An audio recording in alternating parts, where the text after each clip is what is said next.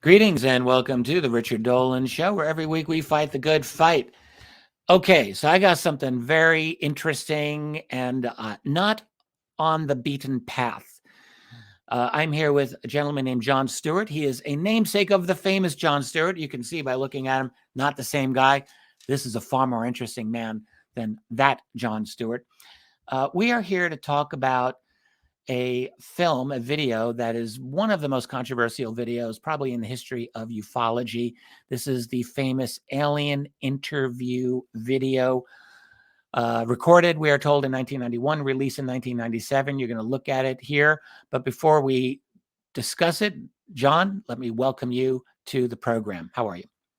Yeah, Richard, thanks for having me. It's an honor to be on here. You are, as I told you in our pre-interview, you sit on top of the mountain of ufologists who um, are highly are your experience and information and your knowledge is prized, and you are definitely one of the wise men on the hill. And I am truly honored to be here with you I tonight will. to discuss Thank just you. Enough of the that. experience of the alien interview. That's Yes, which let's is get all into I'm that. trying to do. Yeah, Thank you. I should let people know, Jon, you ran for Congress. You were a right, professional wrestler. Most correct. people think that's a lot more cool than running for Congress, but they're Yeah. both interesting. They're both cool. And you have just jumped in. You're jumping in out of nowhere into the deep end of ufology.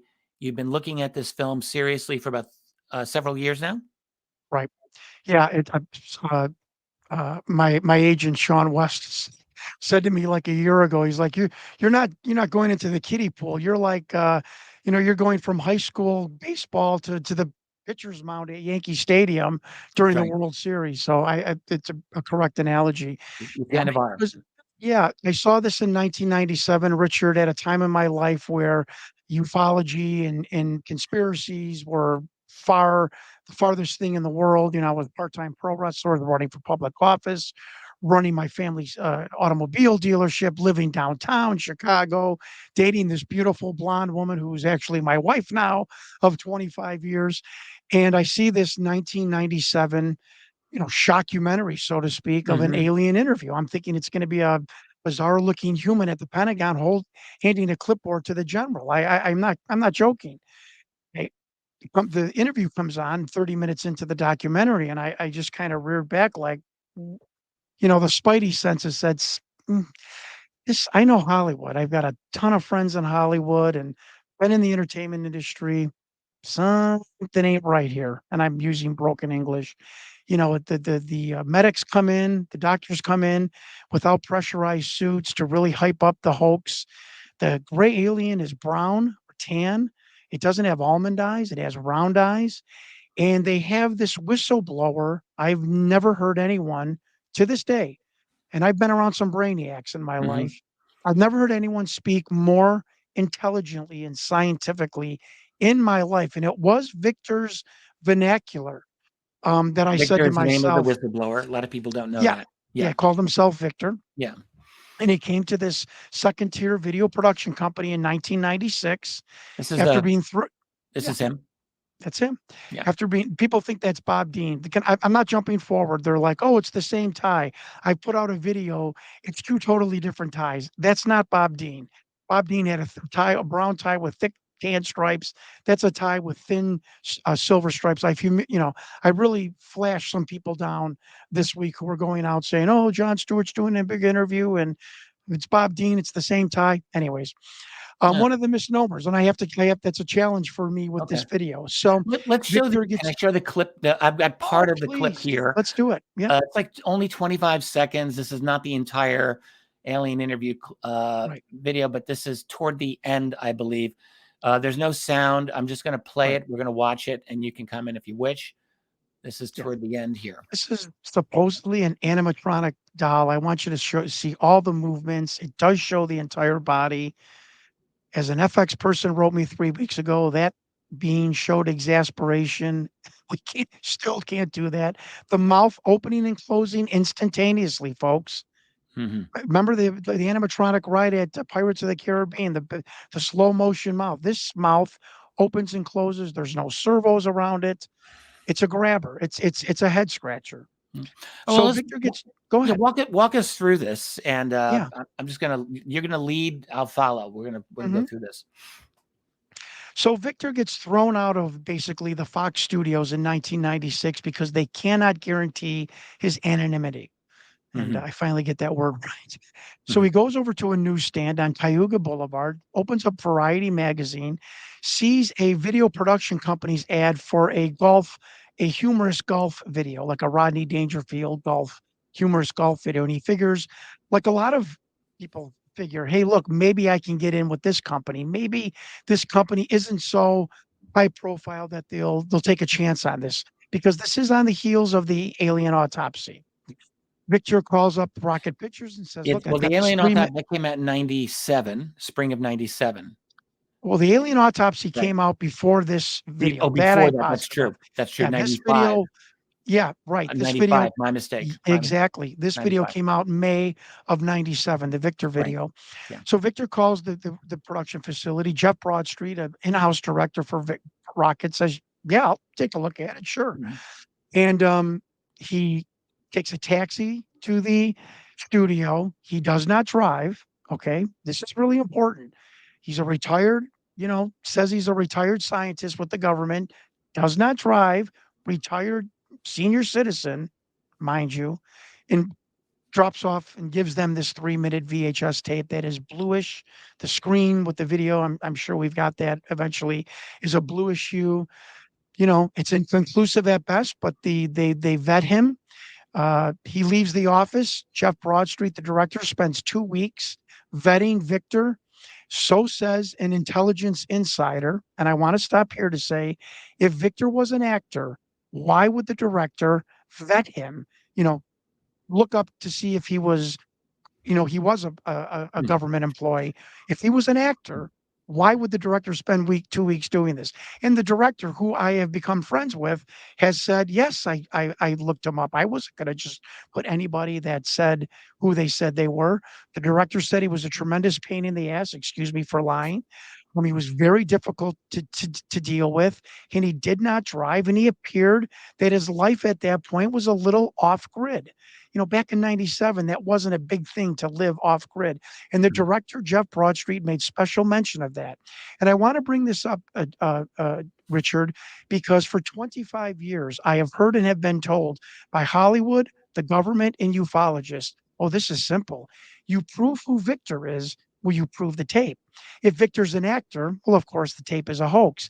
If you prove he's a government employee, you basically have proven the provenance that this was filmed by the government. Mhm. And what is a government employee on a pension walking around with a 90 to 110, 15, $115,000 production? That's the doll, that's the cast, Okay. the studio, the craft catering, wardrobe, you name it. How can a government employee who doesn't drive coordinate this and then only get $40,000 from Rocket Pictures? Where is the benefit of doing Okay. this, of Right. creating Right. this hoax? So that's very important because that really sets the stage for all of the bizarreness of what's happened. And I want to be clear right here. Think this is important because I'm learning my paces as doing these podcasts. I am passionate. Yes, I'm Italian. I'm from Chicago. I'm former car dealer, pro wrestlers. I'm sorry. I'm a passionate person. So if I get exasperated, if I get hyperbolic, I'm sorry. That's just That's my okay. personality. I'm Look, Italian and I speak with my hands because I've let's been back attacked up. for that. Let's I'm start from the sorry. beginning. Let's start from the beginning Yeah, and tell this story as it was happening. Like how, like people might be. A lot of people think this is a hoax video. of From course. my part, over the years, I really didn't form a definite opinion one way or the other about it. Kind of let it go. I was Yeah, aware that tape always had its defenders, always did, but there were always people who said, "Oh, come on, it's a ridiculous hoax. Don't waste your time on that." So why don't we walk through your experience? What made you become convinced that this is the real deal? When you and I right. spoke privately the other day, and you had a lot of names, you had a lot of people, you were doing a lot of vetting and essentially putting a lot of these pieces together. right. in a persuasive way. I mean, I'm just going to let listeners know that in our private conversation, I was impressed enough that I thought, yes, I want you on here so you can tell your your side of this story about this video. And I want everyone to know that although I am not a professional journalist, I approach this with the most rigorous journalistic standards. So much so that when I went to the New York Times in August, I am not impressing anyone. They stopped me an hour and a half into my presentation and went, "Stop. We believe you.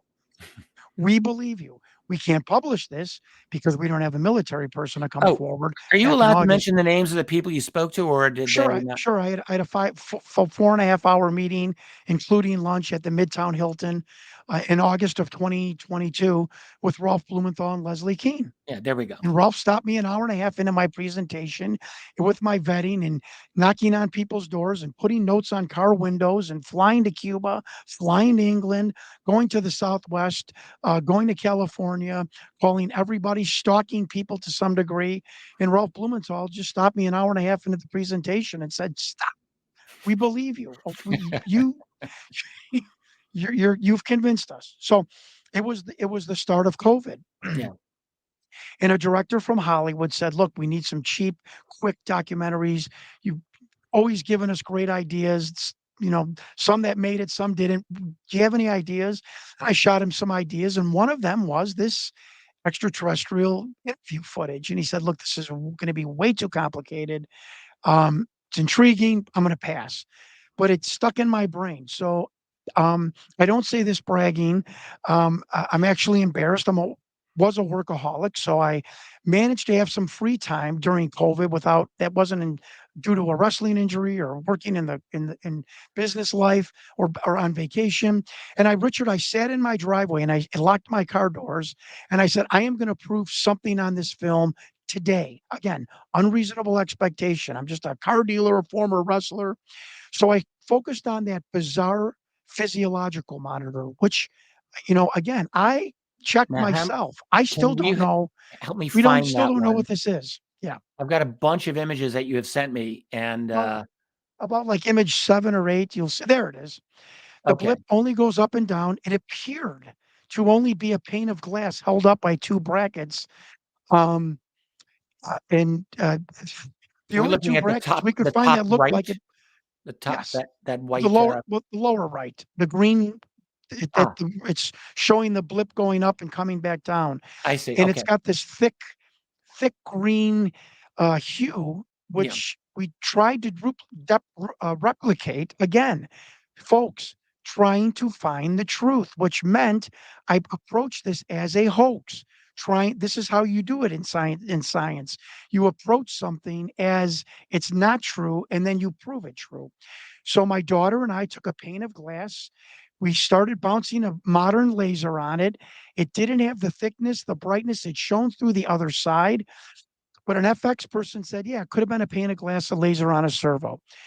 So am in my car. Thank God for the internet. this I is email and I get a response from the 3 PhDs candidates doing the history of physiological monitors, acting like a journalist, right? I send him the video, and in 10 minutes, I get a email back. Mr. Stewart, we have no idea what we're looking at.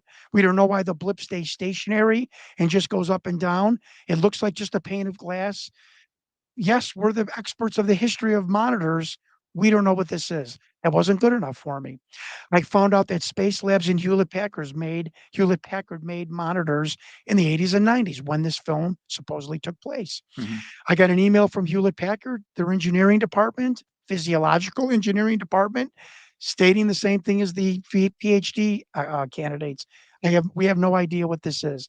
I get an old crusty engineer in the physiological research department on the phone at Space Labs. It goes into the Mhm. movie realm.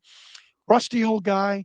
I sent him the video. He calls me back, calling me kid, because I have no idea what I'm looking at. I'm like, how long have you been developing monitors? He said, I did it for NASA, the Apollo program in the 60s. I've been doing this for 40 years. I've never seen this. I'm thinking a second tier video production company has created the most high tech monitor known to man. really?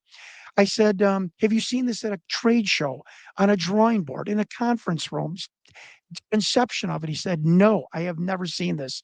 Richard, my right hand to God. He said, that might be a one off. I'm like, okay, what is a one off?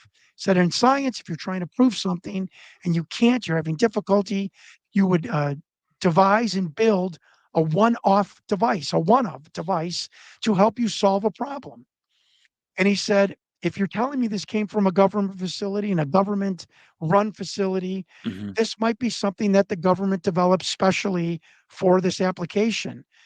And he said, what? Just tell, because I didn't send him the alien. I cropped it. He had no idea this was the alien in the background. I said, well, this is a monitor that was supposedly monitoring bizarre biology of a heart lungs organ of an Uh-huh. off planet being. Richard, he didn't laugh. He didn't hang up. He didn't chuckle. He said, oh, yeah. Yeah, if that's what I had to do, I'd make a one-off too, because a human physiological monitor is probably not going to monitor some kind of bizarre organ that you just described. Yeah. Right. I'm doing Well, I the mean, it actually makes sense it does. on that basis. That really would make sense. So I It's do hard for me rappers. to see. Yeah, This is the image we're yeah, discussing, yes, and this is the close up of it. right. But you And have a better picture of it that I hope you'll show later where it's bracketed. I do. Um, Okay. yeah, I'm gonna You get some sent of me that. a Hold on one. bunch, and I know I did, and I have. that's Linda Moulton Howe calls me the human fire hose. So I just blasted you with a bunch. But let me, okay, so it's a picture, Richard, around 32 or 33. Okay, Now, so we folks, have this the is same. so important because I tried to look at this as a hoax. Is it Keep going. 32? It's, you'll see a close up of them. Up there it is, folks. This is the first bombshell. Okay. So FX people who I contacted. Now, people, if I was trying to prove this was real and I wasn't being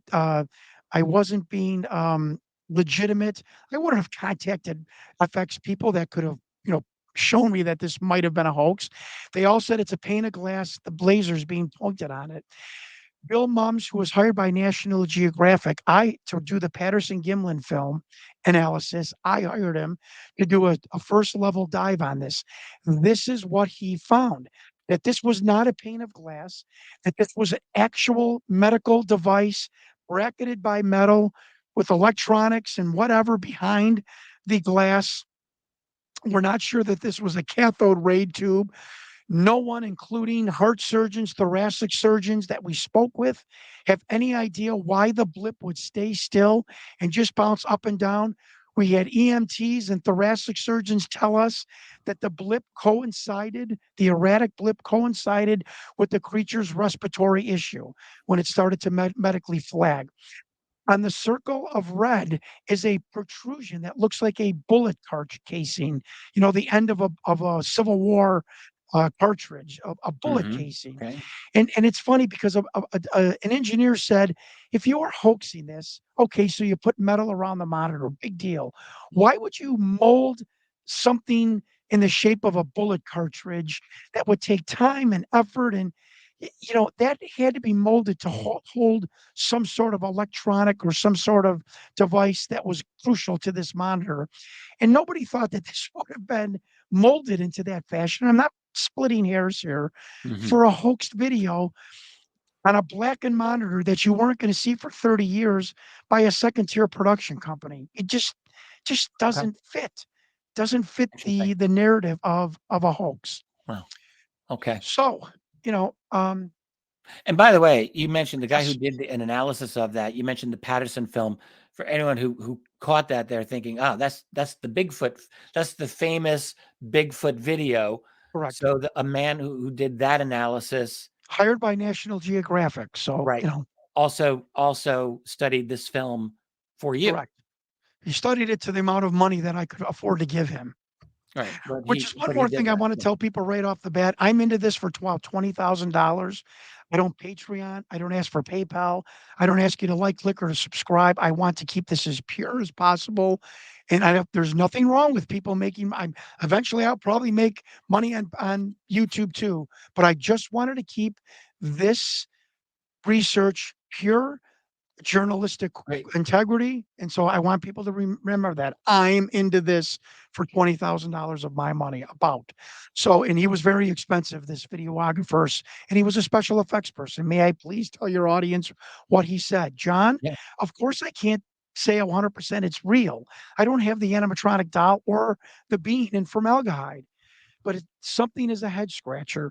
I've been doing this since the late 50s. Every single foam, doll, animatronic puppet has creases under the armpit, which happen because during the drying process, the arms have to come down towards the body and it creates a crease. And I did and he said, your alien being does not possess the creases of an animatronic foam latex doll. And I don't know how second tier video production company in 96 could have possibly have done that. Mm. So the guy from that National Geographic hired. Again, I'm not selling this. I'm simply telling you what was told to me. Yeah. Yeah. So now I'm like, wow. Video guy says, head scratcher. Engineers say, never seen this monitor before. And doctors are saying it's working in conjunction with the beings coughing in distress. Again, I do wrap ups. Would a second tier production company have this ability? The most high tech animatronic doll ever, the most high tech physiological monitor coinciding with the beings coughing. Is that is that realistic, or is that more of a head scratcher? I think it's more of a head scratcher. Interesting. So, Richard, I had a lot of information, but I didn't have knowledge. I was not a ufologist. I knew nobody in the military, nobody in the UFO world, but I was enough of a purveyor of documentaries in the UFO world that I knew that many ufologists over the past 50 years, when they bring out a certain subject matter, a book, a video, radio, they get contacted by people, insiders, looking to use them as a conduit or a Mhm. talking head to disseminate information. And I went on the Jeff Rense program, who has got one of the biggest alternative news websites in the world. And 2 days before I went on, after talking with the producer, I'm going to expose this alien video, talk about the monitor. All of my emails on my phone get wiped, my read but not deleted emails. I'm not saying who did it, just telling you what happened. So I go on the Jeff Rense program. 2 weeks after the Jeff Rense program, I get an email from a person who, I caught your interview on the Jeff Rense program. You got some things right. You got some things wrong. You look sincere. I've been involved in the programs you talked about. If I can, this is verbatim. If I can give your investigation a nudge, I will certainly do that. You seem like a decent person. He would email me once a month over the course of 9 or 10 months. This started in June of 2022. Mhm. And he would email, questions. Uh, and he would give me little random tidbits. He would ask me things. This was a vetting process, I later found out. And coincidentally, and I asked him about the alien video. Of course, was it VHS 16 millimeter? Because that was being batted around. Who else was there? Um, Tell me about the telepath path program. What kind of being was this? And on my birthday, Telepath just, coincidentally, we're gonna have to go get ahead. into all of this because, but one of the individuals allegedly in this interview was a telepath, of course, who was charged with communicating with this being. So I That's just wanted correct. to back up because we didn't really get into any of that stuff yet. I hope we do. But anyway, keep going. Yeah. So, yeah, I'm actually getting really pithy. So we'll get into all this.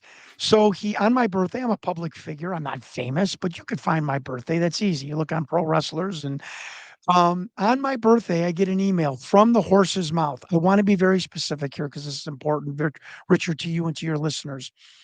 He had forwarded, if that's a word, he had forwarded me an email from a person, I believe, who was in the DIA, Defense Intelligence Agency, who we have found out has run the alien interrogation retention program since the 60s when they took it over from the Air Force and the CIA. That's a fact. And he sent me this. Now, I was not looking at a DIA document. I was obviously looking at a man retyping the information from a report in the DIA about this, and they didn't call it a theft, a smuggled film. They called it an unauthorized viewing. very militarist. I could never, if I was hoaxing this or what I'm telling you was a lie, I could never think of that. An unauthorized viewing. This in this internal briefing from the DIA sent to me by someone who worked with the DIA years back. He must have from his contact. It said basically the time, date, who was in the viewing gallery watching this, which is called a thought projection interview, the facility that it was, what type of alien being ET this was, how the film was smuggled out of this top secret facility. And it wasn't S4, as Victor said. It was a facility called S2 Alpha. And we have the satellite photo of it. S2 Alpha. S2 Alpha is the building on top of the ground. It's got administration and it's got the AHC beneath it, which is there it is. That's it. That is the entrance to the alien housing complex, S2 Alpha, the S2 Annex. Folks, no one in ufology is going to bring you this. I have brought you this. You go down that ramp, you turn to the left, a guard comes out, he hooks up an exhaust to your car, you go in and exchange badges. Now, beneath S2 Alpha is the AHC, the Alien Housing Complex. This is what I was told. This is not telling you that I have been there and I can validate the veracity of this. The Alien Housing Complex. This is where extraterrestrials were held, were retained for Project Aquarius, which was the Alien Retention and Interrogation Program. That was the unofficial name of those in the program, the Alien Interrogation and Retention Program. Is that related to this And how document this, that you yeah, sent me? I have a document here with a bunch of blacked out names. Is it right. should I show that here or is it too soon? You can show that with the blacked out, the redacted names. So this is which I was I want to be very clear on this so the keyboard warriors can't run loose. And just forgive me about saying that.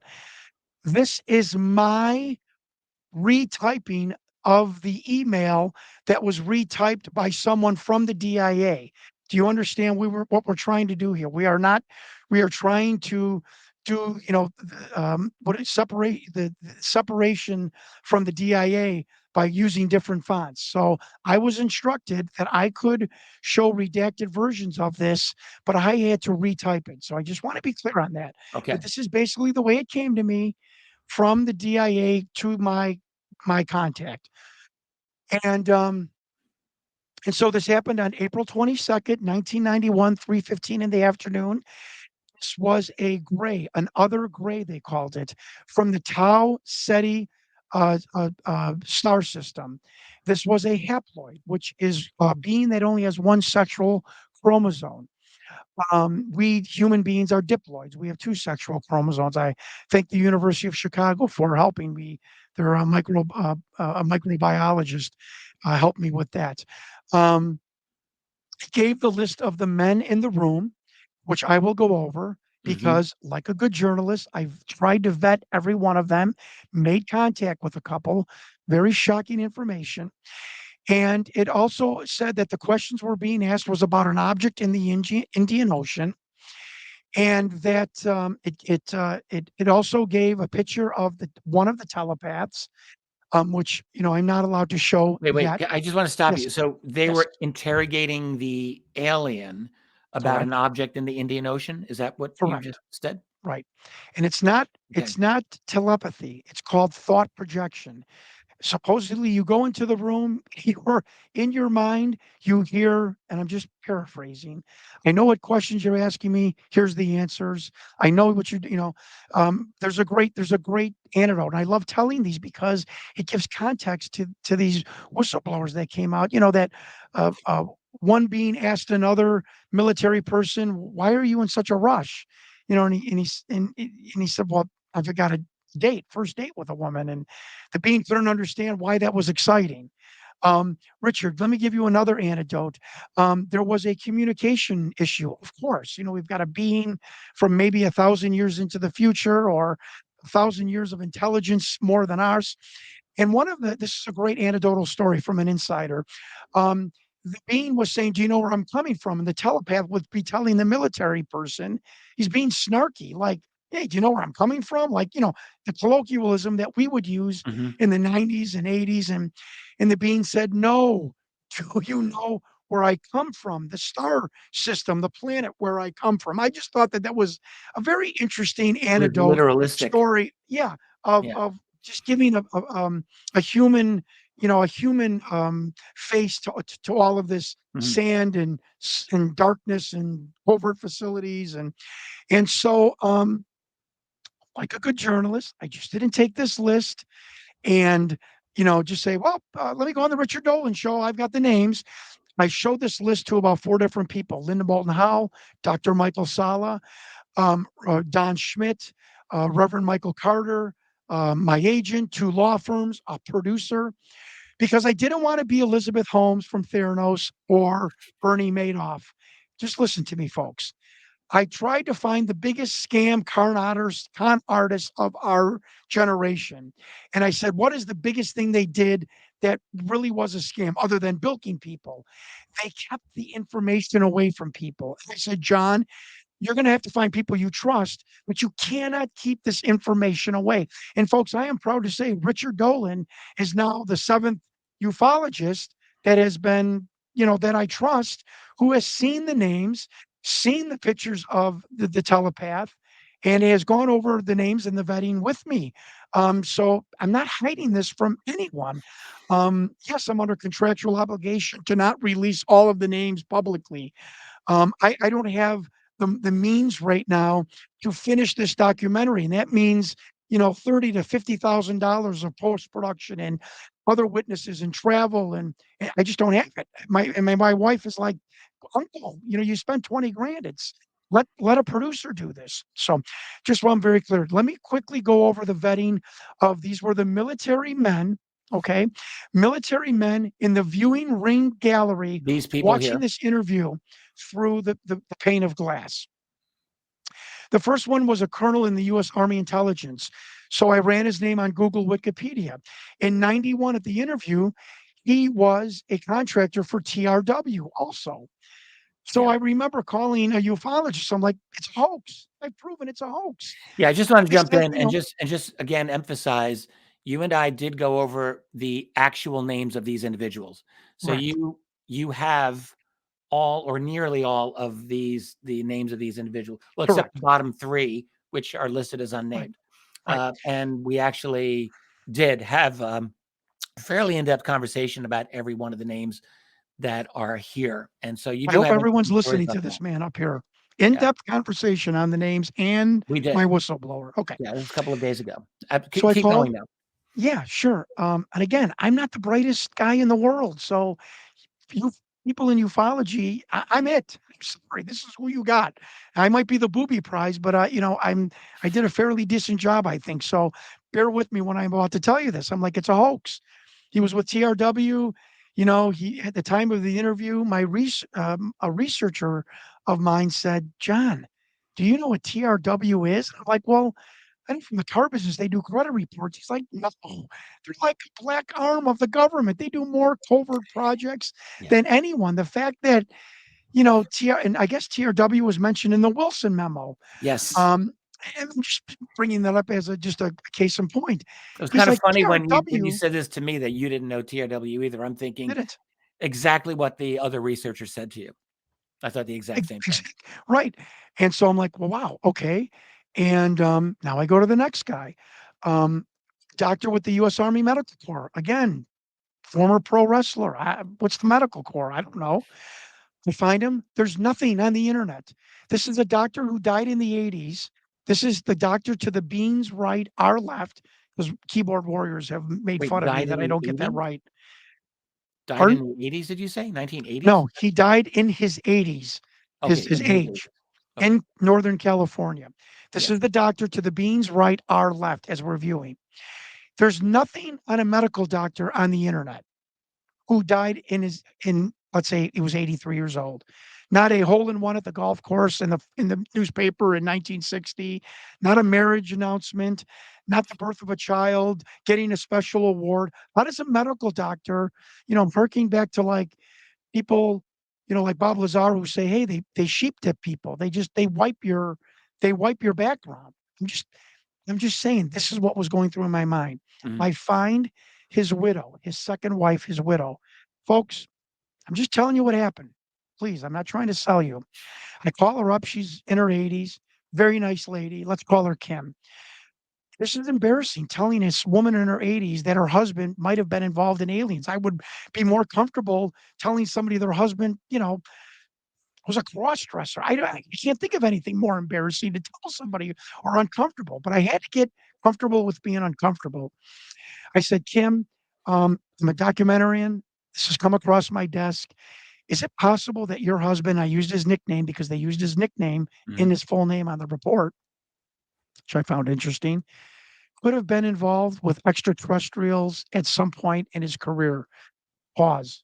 Again, like the engineer at Space Labs, didn't laugh, didn't hang up. John, that's very interesting. And a light bulb was going off in my head. Richard, I'm doing this like, what? Wait, Mhm. what? Right, she wasn't She's blowing like, you off, in other words. She was, exactly. She's like, a light what bulb was going off in my head. And she goes, I want to tell you a story. Okay. An alien doctor's wife is telling me a story now. This is okay. I'm Mhm. listening.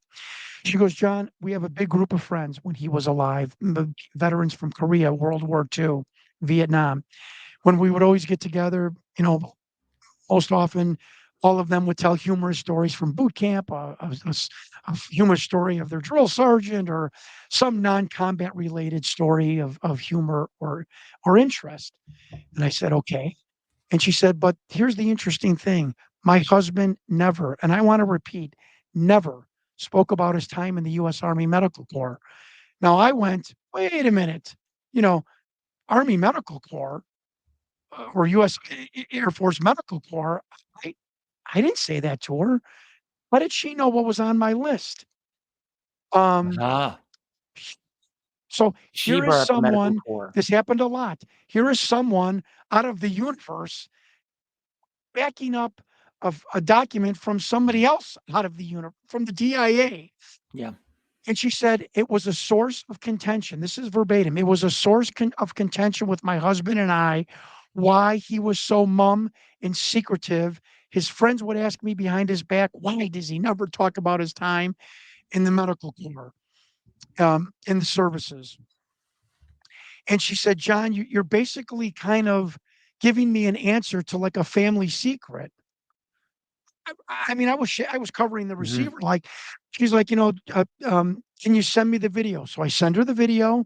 He confirms that it's her husband to the beans, right, our left, with his pointed nose. Alright, do we have She an goes, that's image of him. that here? Is there an image that you sent Yes, me? it's going to be, let's see, like image 35, 34. Okay, You can see the doctor to the beans, right, clear image uh, in the I 30s, am just about there, right 34 or below the monitor, right below that monitor picture. this is 34. Yes.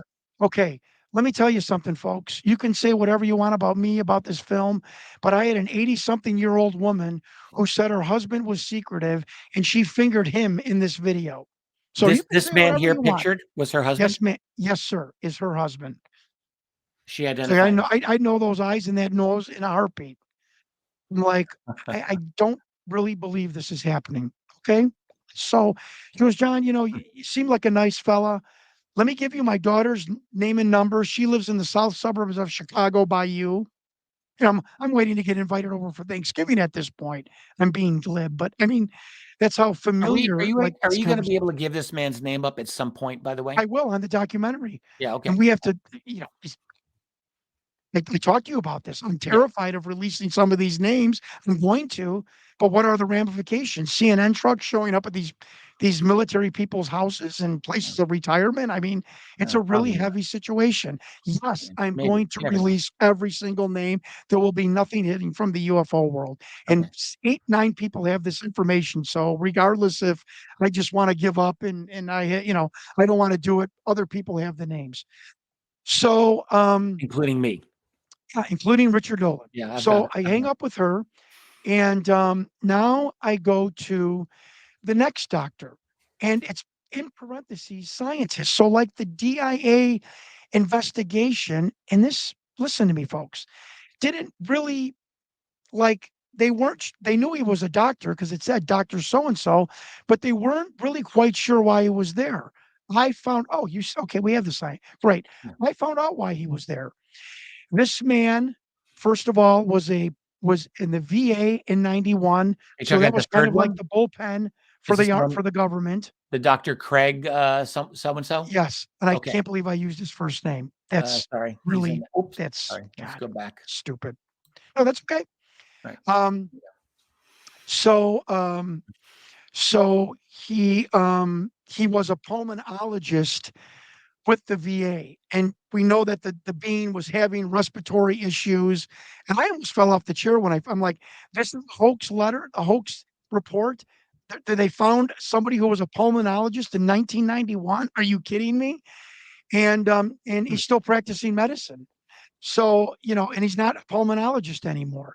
And I've know doctors that have changed their, some people have gone from they've gone from neurosurgeon to orthopedics or spine surgery and Yeah. stuff like that. So Sure. this was not unusual. But I fell off my chair when knowing the creature was having a respiratory attack, and this man was a pulmonologist with the VA in 91. The next person is a name I will release because he has died. It's Admiral Schaefer, who was head of naval intelligence reporting to the Joint Chiefs of Staff. I have his Very important. image. You remember this. Um, Nickname was Ted. I'm going to pull up So his image somewhere here. Here we go. yeah, he's with the DIA directors. There he is to the Next to right. James Clapper there. Edward Schaefer. This man in 91 was Colin Powell's head of intelligence, reporting to the Joint Chiefs and specifically Colin Powell. I have proof that he was in the Oval. You have to listen to me, folks. With Colin Powell briefing President George H. Bush. It's very important for you to understand that he had contact with the President of the United States because it's the bombshell at the end of my speech. You slightly cut He out is there. he So could you just repeat that again for our listeners? yes. You slightly cut out, at least Edward to me. Schaefer, nicknamed Ted, in 91, when this film was there and supposedly in this viewing gallery, was head of intelligence reporting to the Joint Chiefs of Staff, specifically Colin Powell. So he was Colin Powell's liaison for Mhm. intelligence. So when Colin Powell would have to brief like George H. Bush, Yeah. Edward Schaefer, Rear Admiral Edward Schaefer would be with him in the Oval Office, handing Colin documents or, giving other bits of Yeah. information that maybe Colin Powell didn't have with him or off the top of his head. Very important. You need to realize he was in the Oval Office. He's dead now. His widow lives in Palm Coast, Florida. He's the only name that I gave up because he is deceased. Can you mention But it why we was have a picture of creepy. James Clapper here, by the way? Yeah. So this is a great thing that I don't bring up hardly at all in podcasts, and that's my fault. Isn't it interesting, folks, that at the time of this theft, April of 1991, that all of a sudden, an abrupt change of guard in the DIA commenced, and Larry Soyster was replaced with an interim director, Dennis Nagy, and then Dennis Nagy was then replaced with the permanent director of the DIA who run the alien program, James Clapper. Now, I've asked military people why would a military director get replaced, and they're like, it's about three things: you got a terminal disease, you were found with a live boy or a dead girl, or you're going up the ladder, you're going to Washington as the CIA director, so on and so forth. That's it. You did something that no one liked. You're Mhm. going up the ladder, or you're dying. That's the only reason military people have said you would be replaced. So did Larry Soyster get admonished and removed because they realized a theft had occurred, a smuggling of this tape had occurred out of the most secure facility in the history of mankind? I believe that is very suspect. And my police officer friends tell me there is no coincidence in life. Mhm. It's there was a reason that happened. Just so happened in the time frame that the film left Area 51. Let me jump to something before I continue with the names. The one thing that I knew I was going to prove that this film was a hoax. Remember, I approached this as I'm going to prove it's a hoax.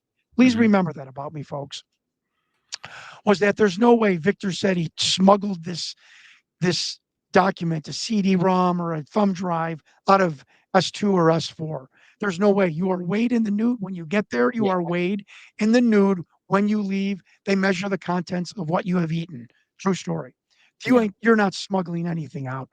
And it says in the report that the film, after the interview was done, after they stabilized this pisses me off.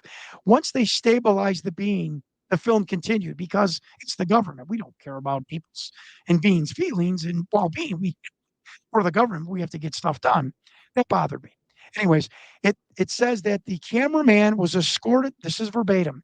The cameraman was escorted back to the Groom Lake Photo Lab. Now, I seen this. I would have said the Area 51 photo, film lab or film studio by a U.S. Air Force police officer. How would you like to be in that car during that ride back to Area 51 from S2 or Papoose Lake? Let's just That, slow down here. So yes, sorry. the film person was escorted where?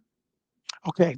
The film was not smuggled out of S2 and S4. It It was was not. let out. In the document, the briefing simply says after the interview was done, a United States Air Force cameraman was then escorted by a U.S. Air Force police officer back to the Groom Lake Photo Lab. It's the same vernacular like when I heard unauthorized viewing. Nobody would think of to use that unless you He were was in the escorted. military. So he was in Exactly. custody. He was taken So into that's how this custody. film got out of this high-tech lab. It was simply let out legally. And then it says 3 days later. Why would if it wasn't true, why would you write 3 days later? It's too ridiculous. Well, 3 days later, how and why uh, would it have been let out of the lab, out of the photo lab? well, I'm going to explain Okay. how it left out. Okay. We know it was allowed out of the S2 S4. So it says in the report from the DIA, the internal investigation, that 2 copies were made of this film. And the 3-minute copy that was taken off the base was put into a GSA burn bag, meaning like air disposal. I didn't even know what the GSA was. It's the Government Services Administration. They do, you know, maintenance and all kinds of things. For they do auctions of drug seized cars. Mhm. They're a vital part of cleaning up the mess of the government. And it was put in a burn bag, in a GSA burn bag, and that is how it left the actual building. I just want to tell people one thing. 3 people have told me this who have been on Area 51 for all types of reasons, not Papoose Lake, just regular old Area 51 workers, that yes, Wackenhut and EG&G, the security outside the base, draconian. But inside the base, the security was U.S. Air Force personnel. You would know some of these young men for 5 or 6 years at times. There was a familiarity. There was a lax at times. Sometimes your purse would be checked. Sometimes it wouldn't. Sometimes you'd empty your pockets. Some days it wouldn't. Some days it would be draconian. I'm taking all your contents out. Some days it wouldn't. 3 different people from 3 different eras, 60s, 70s, and 80s, all told me the same thing about, yeah, you could sneak in your pocket knife that your son gave you for Father's Day. And sometimes Uh-huh. they'd find it, sometimes they wouldn't. Okay. This is verbatim. Okay. And then once it was left in the GSA burn bag, it was, and I've heard this rumor, uh, the gym bag. It's a gym bag. I'm like, gym bag. It was put into a gym bag, taken off the base, and then it was sold, or it was helped. It was sold by someone to a third party, which obviously we are assuming is rocket pitchers. So Mhm. no smuggling in Victor's butt cheeks, and I'm not even joking. This was let out of the facility, and that was when I did the holy cow, what am I dealing with? The biggest hoax of this film. How did he get it out of there? Has been told to me how it was gotten out, and I went, oh man, I'm in deep now. So wait, I just to recap Yes, again, because so okay, it was somehow authorized to leave. There were 2 copies, and one of them left the film lab where it was developed, correct. uh, with some kind of legitimate authorization, I think is what you were saying. Well, Or it was that left left S4S2 because it had to be processed, the film. And they had to put a Okay. digital Sure. overlay graphic, which you see on the bottom, DNI 27. We're going to You talk do about have, that in a minute. We'll get into yeah, the DNI yeah, thing. I can't wait. But let's You just have talk to, about how it got out. So then, but someone then did smuggle it out by yes, putting it into a yes, gym bag, that's correct. and From they a just got GSA lucky. burn bag for the burn pile heap out of Area 51 Okay. into a gym bag back to Las Vegas, to Southern California. Victor waited 5 years until he Yeah. retired to Yeah. bring it forward, till the Okay. pension kicked in. Smart. Right. Now, this thing sat around for 5 years until Victor, we found out, or we were told, his pension was Now, I got to activated. wonder. He Yeah, was still an employee of the U.S. military, I assume, and perhaps of the base. Wouldn't he have been subjected to polygraph testing? I mean, don't they, especially after they had the security breach? I would wonder if there would yeah. just be this I have comprehensive. not gotten into. Unfortunately, the report didn't get into the vetting of people. Yeah. They actually had a name on the report, which I can't find anything about. I've had two bad leads on this name, so I'm Mm, not even going to tell you because it's, well, you've seen it, Richard, but it's, it's first name is Joseph. He's not proving out. I can't find the person that correlates of being at Area 51. I know he exists, but I have not spoken with him. But I had two false leads. I have the ability to say that I got it wrong. I got mhm. that wrong, and I speak that openly. And I actually put, I was actually exuberant, and one of his ex girlfriends, didn't really pan out. So that was a false lead. But we have another uh, person with that name who lives in Las Vegas still, and we're having a hard time getting a hold of that person. I'm going to go to Las Vegas um, earlier next year, and do the Ralph Blumenthal knocking on a door again, Yeah, and this and person tell would me what you be, know. what I'm sorry that I'm almost keeping up, but this lead would be what, or for what He purpose? was a DIA employee who Yeah, removed the burn bag from from Area okay, 51 he would be the and one. helped take it with Victor, or help encourage, or He um, worked with Victor on the facilitate project. with work with Victor of who should we take this to? Who are you going to go to? Gotcha. And let's wait 5 years until your pension kicks in. And this person was a DIA employee, and that's what it says in the report. So Victor's no Again, longer alive, but Victor this is person, dead. Yeah. Victor's Yes, dead, but Victor this is dead. person is alive. So Yes. Victor's confederate in all of this, his colleague in this, is still alive, perhaps, and you're going to try Correct. to find him. Yes. Okay, Well, thank you. we found one of two people. So the one person is 90% Victor. The other one is an outside horse, coming around the bend. And I think I owe it to the UFO world to reveal this to me on camera, so we all get, that's Okay, my duty to the UFO world. all I'm right. going to get told the day you people are Hey, told too. it would be more than the UFO world. This is just to the world. I mean, look, Yes. if you've got this story, if this is the real deal, let's just, and then I want to talk about the DNI thing because that's a matter of major controversy. Yes. But we're talking about an interview, a video recording of an alleged alien being here.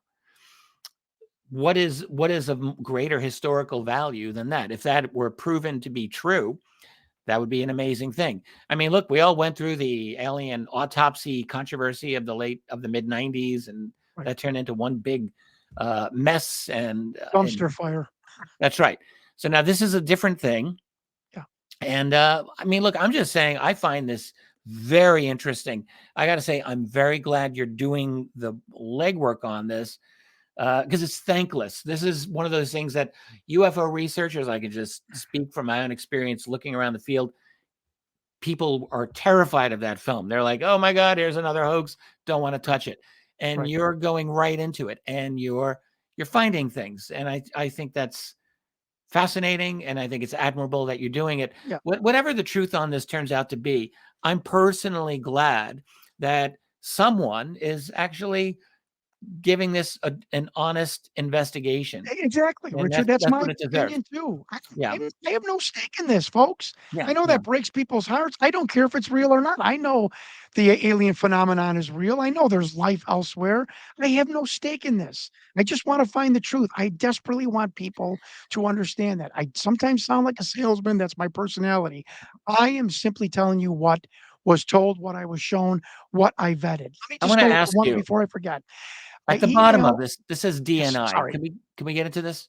Yes, yes. I just want to be very quickly. Yeah. I emailed a vice admiral 3 and 4 times. I was almost going to fly to Virginia to play golf or have lunch with him. Good This is story. one of the other men in the viewing gallery. The minute I sent him that report, he ghosted me. Here's a guy that emailed me back, call me by my nickname. I don't wear the uniform anymore. Come to Virginia. We'll have the fried chicken at the gas stations. Yes. And then ghosted me. And military people have told me this is the guy, Captain Naval Intelligence. Who I later thought it became an was a admiral, hoax. I believe, right? Right? I'm like, and my investigator, Chris Jackson, said, hey, in 91, he was a captain. In 2022, he's a retired vice admiral. I'm like, oh my God, that's so true.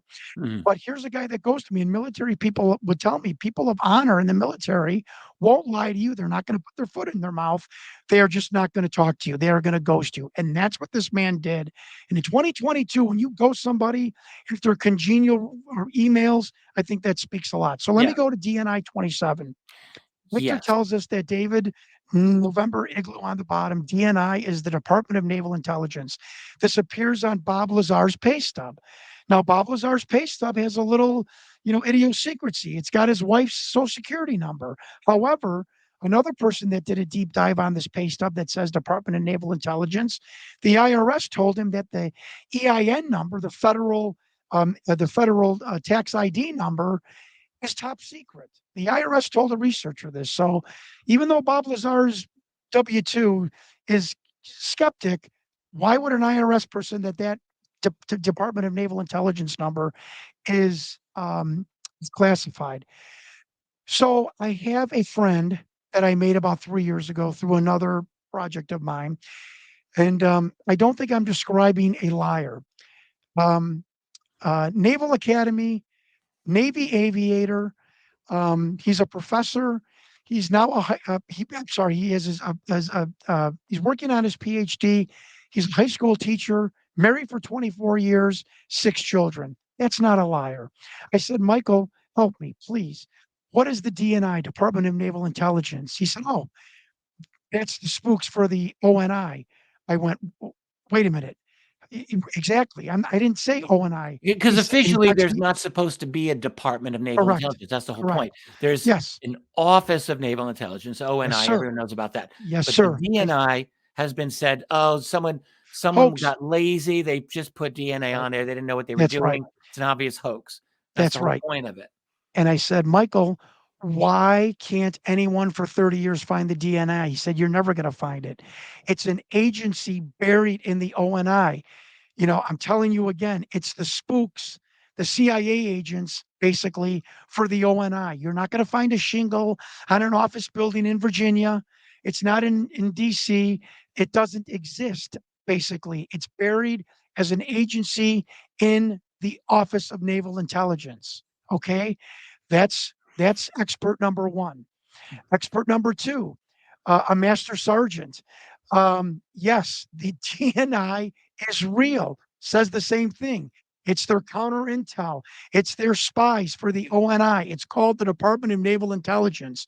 Number three, we get a guy from North Carolina, tells us his brother worked for the DNI. I spent 5 minutes on the phone screaming at him. I didn't say ONI. DNI. He said, I heard you. Said my brother was sent to a cave in Alaska for 4 months to pick up signals and monitor radio transmissions from Russia. He said my brother was one of the spooks for the DNI. And I'm thinking, holy moly, I've got 3 vetted sources telling me that this is true on top of Bob Lazar and on top of Victor. So that was DNI. I was Here's the on a bombshell. I was on a Go ahead. looking into this after we talked and before this program, Okay. and I think it was on a Reddit feed, and they had a whole conversation on this video, on the alien interview video, and Right. but there was a discussion about whether DNI existed or not. And the most folks on this thread were of the opinion that it did not exist. But there was one person who wrote in on this thread and said, "Look, I'm just going to tell you, I have a cousin who worked at the DNI. I know it Listen, exists." wait, And listen but to this guy. the responses were, "We won't believe it until we see. You got to show us the proof." And of course, I'm sure this guy was not able to do that. But I'm just adding to this, saying, yes, most people are very skeptical that it exists, but there are folks out there who are going to say just what you've been saying, that there are individuals who apparently And have that's been in all I'm the saying. DNI. There's Yeah. 3 people that have told me with So credentials that I could never achieve in my life. Mind-blowing, maybe salt people good that told me it's researchers, real. maybe an excellent dedicated researcher can find some kind of proof or Absolutely. documentation of this, for all we know. So Linda Moulton Howe has been my muse to some degree on this project. Every time I talk to her, something happens. I'm not being glib and I'm not being hyperbolic. I'm being truthful. I don't know what spark she causes in my brain, but she does. So I'm watching a documentary of hers. It's 3 in the morning. My poor wife, I'm just about the 400th documentary that I watched and trying to get any bit of information. And it's a Ronald Reagan briefing in 1980 on the extraterrestrial phenomenon. Forget about that. 81, the one with William 81, Casey. sorry. Yeah, Yes. yeah, yeah. The Yeah, William keep Povey, I going. think, briefing. But Yeah. forget about the briefing. I'm telling your viewers, but I don't have the veracity of that. But on top of every page was 27. So I went, wait, like a movie. I'm like, wait a minute. There's 27 on the bottom of that. And this Victor said it's a jerry rigged cataloging system. Come on. I didn't believe that for a second, but it sort of is. So I call my one of my military contacts. What is 27? Oh, that's the security designation Yankee White. Like when I talked to the widow, like, Yankee wait, this White. is Yankee White. I said, what is Yankee White? He said, John, it's an umbrella security designation for anyone who briefs or has contact with the President of the United States. Think about the Rear Admiral being in the Oval Office. And I said, can you unpack that a little bit? He goes, sure. John, you work for the government. You work in one of these programs. You all of a sudden are seeing a film or a video. It's got 27 on the bottom. If you don't have the clearance, Yankee White, you better get out of that room. You cannot watch that audio visual presentation. If you see 27 on a document, again, if you don't have that security clearance, you fold the binder up and push it back on the desk. You do not have clearance. I said, so why would it be on this alien film? And he said, well, obviously someone, quote, someone in that room briefs the president or the president is going to eventually watch that film verbatim. So, um, bombshell. I ask you folks, I am not selling you. I am asking you what a 23-year-old screenwriter in Southern California at a low-level video production company in a strip mall in 1996 know about the Department of Naval Intelligence, what he know about Yankee White 27 designation, because those documents from Linda Moulton Howe didn't come out, I don't think, until the 2000s. This wasn't out in 1996. How could a low-level screenwriter think of this in the Victor verbiage? And how can Victor go on the Art Bell show for an hour and a half and answer and field questions, unprepared questions, it was like a ballerina, like a national security ballerina, artfully. We've had experts from the Reed School of Lie Detection, very important. They all listened to every one of Victor's interviews. The first documentary, the second one, the Art Bell interview. Here's what they said: under extreme stress, has markings of a whistleblower. What does that mean? He uses dark humor and he checks. CHECK, checking. No, no, no, Richard, you're wrong. It was April 22nd, 1991. It wasn't March. You're wrong about this. You know, conflicting with the interviewer. And a Uh-huh. liar wants to keep that stream of questioning and answering very fluid. They Yeah. don't check, they don't put up roadblocks. And all of the 3 men that witnessed, that listened to this video, all said Victor had every single hallmark of a whistleblower. So, Okay. you know, what do you do at this point? And And that basically, so I waited around. And again, with the New York Times, we need a military person to come forward. That's current military. That was said to me by the New York Times. Here comes David Grush. Okay. Coincidentally, 3 weeks after I went to Congress with this investigation, I'm not drawing conclusions. I'm just simply telling you folks the timeline. 3 weeks after I am on Capitol Hill handing Tim Burchett this video um, report, Mhm. names, dates, facilities. All of a sudden, we're going to have we're going to have David Grush testify. Just find that coincidental. I'm not saying I'm part of this or I Mhm. spurned anything. I just find that coincidental. But You were here's the down there in problem. DC, Yeah. meeting with What is people. this bald guy from Chicago doing? What does he have? What photo did he give a congressman? I just And this video was shown to two congressmen, folks. One congressman couldn't put the water glass to his mouth. The other congressman kept shaking his head and then said publicly, the public will never be able to digest this video. True.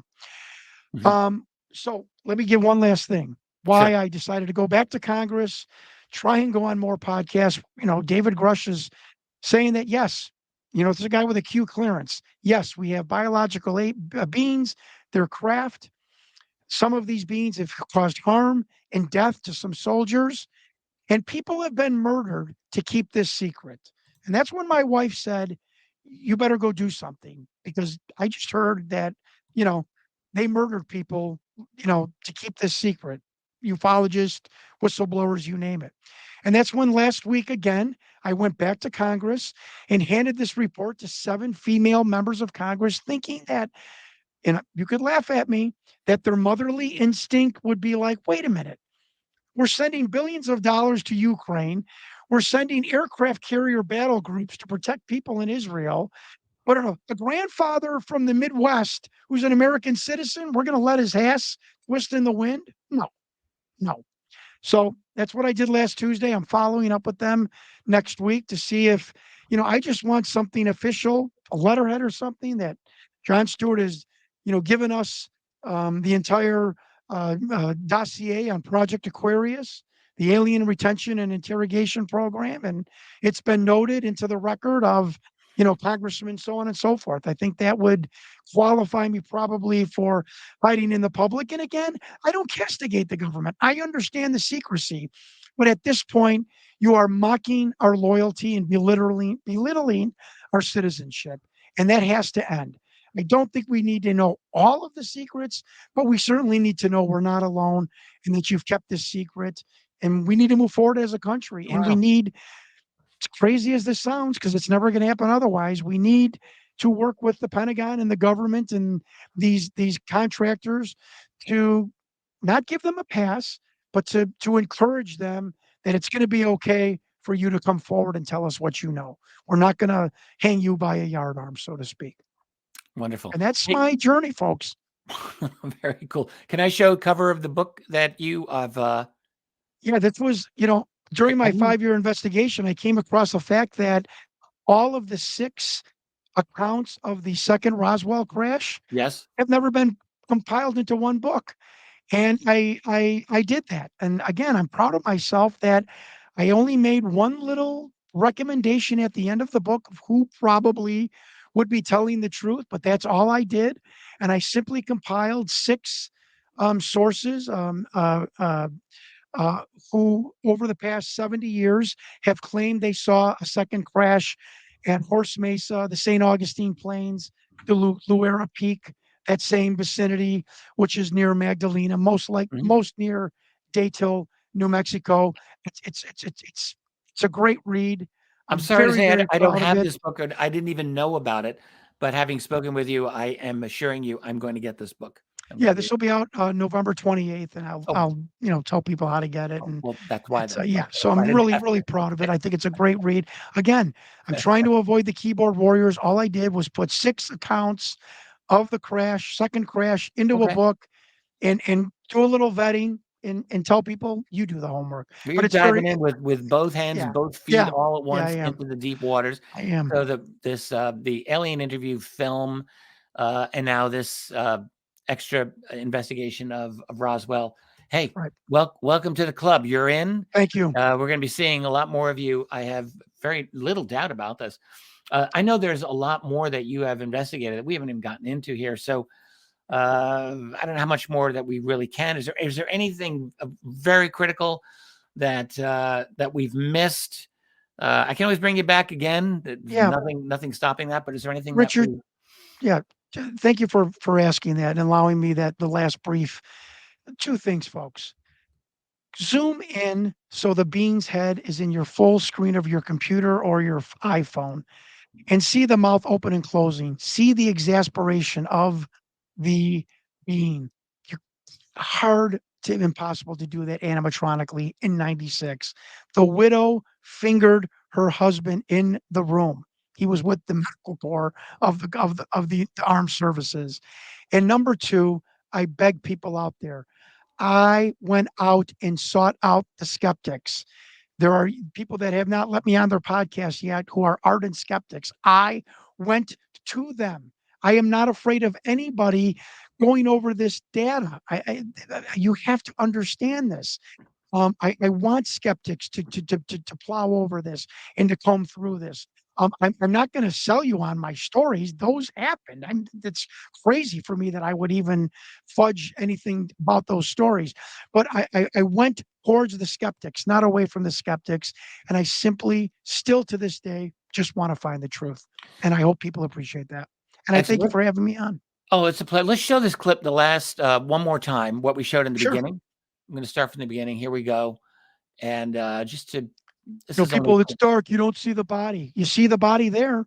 And it was darkened by the production company, folks. When it came to Rocket Pictures, it was bluish. You could see the okay. arm. And Bill Mums from National Geographic said that armpit doesn't have a crease, a defined crease, so to speak. And he I think can't figure how that stuff was done. there is. You did show me a slide of a comparison between the original version Oh, and the other. yeah. Can you tell me Yes. what number that would be so I can find it a Yeah, little more easily here? absolutely. Oh, my God. Is Great it? memory there. Yeah, folks, this is how it came. This is what Victor's VHS tape looked. I There it found it. is. This is it. Yeah. So the original, This is yeah. from a Facebook post. So we give credit. Again, another Okay. thing I hope people appreciate, I give credit everywhere for so many people that have helped me, Mm. including the advent of the internet. This is how the videotape came to Rocket Pictures, folks. On the Mhm. right is the dramatic and darkened version for the documentary. Uh-huh. But this is what Victor brought to Rocket Pictures, this bluish, where you can see the entire arms and thoracic uh, uh, cavity of the bean. So Yeah. this, oh, it was Very darkened to interesting. hide the puppeteers. It doesn't look dark on the left side. Yeah. Very, very interesting. Thanks. Yeah, Glad we got yeah. into that. Glad you showed that. Yep. Well, I think this has just been great. I'm very glad that you've been able to appear on this program, John. I'm honestly, I mean, I still don't really know where I'm going to come down ultimately, but I don't either. I So have to say I'm yeah, glad you're doing this work.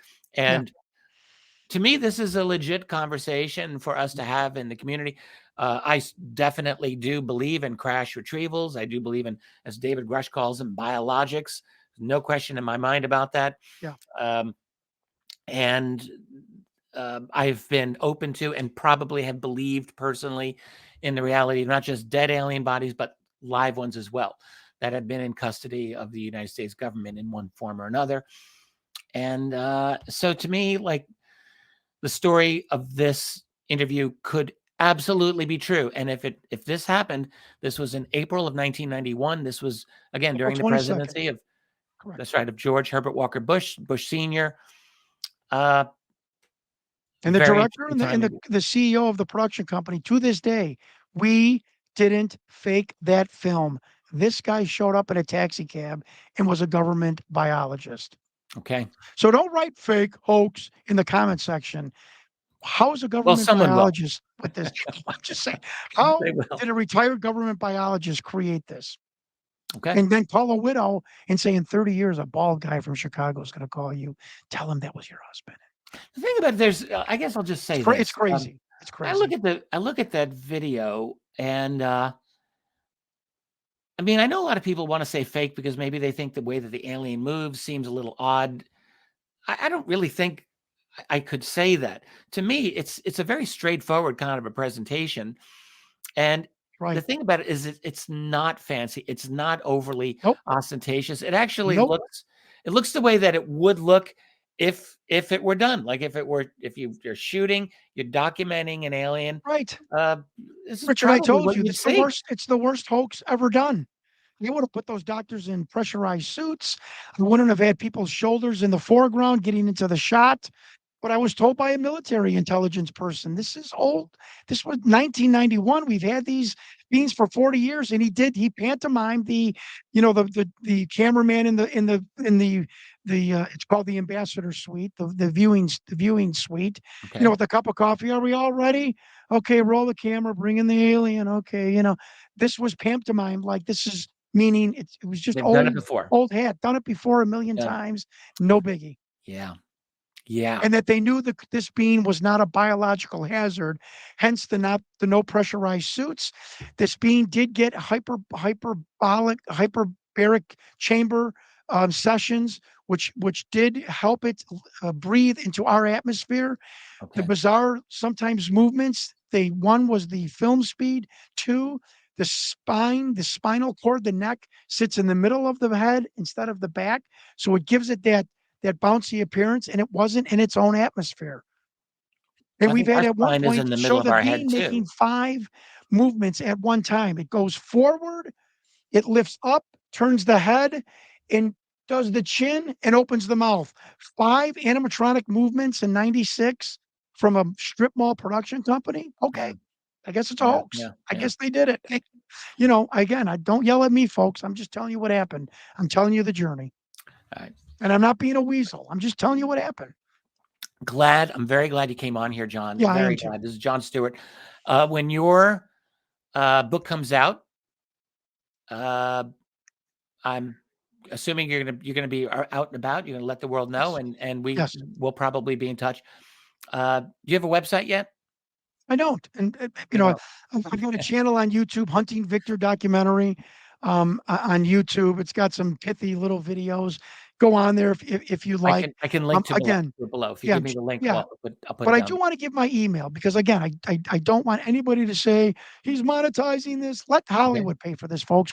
You and I, folks, we're smarter. We're gonna let Hollywood finish this documentary, right? Let's be smart. And I want to give my email for anybody that has any information, any criticisms. I'm noted for answering emails in a very timely manner. It's Jon without the H, Alan Alan Stewart Stewart at AOL.com. Don't make fun of me that I still have AOL. Please reach out to me if you have any information. You don't have to tell me about my pro wrestling career, all the evil things I did as a bad guy, which is but if you've got something pertinent, you want a criticism, you want to say something or ask me something, I answer every and all email. And I appreciate people reaching out to me. Fabulous. Yeah. Thank you, John. Thank Thank you, you, Jon sir. Stewart. It was really great. I'm very glad that you came on here, and I have a feeling that viewers are glad as well. I'm sure there's going to be some comments below. Uh, Yeah, just I've got a couple of trolls, so just tossing it out there, but that's life. Like you got to have a thick skin in this field. That's oh that's yeah. a mandatory thing, and I'm sure you've gone through all of that anyway. So, Yeah, like Sean always tells me, you're pitching in the World Series in Yankee Stadium, pal. Good luck. all right. Well, fabulous. Well, that's it. I want to thank everyone for being with us, and as always, if you like this program, please do hit the like button. By all means, share it with others, and if you like what goes on in this channel, select notifications so you don't miss new episodes. And if you really like what I do, go to my website, richarddolanmembers.com, where I do this kind of stuff pretty much all the time. Got a very active community there, a lot of really awesome people, and we have fun over there. So do that as well. And that's it. I want to thank you all. Catch you again soon. Until then, let us keep fighting the good fight. Later.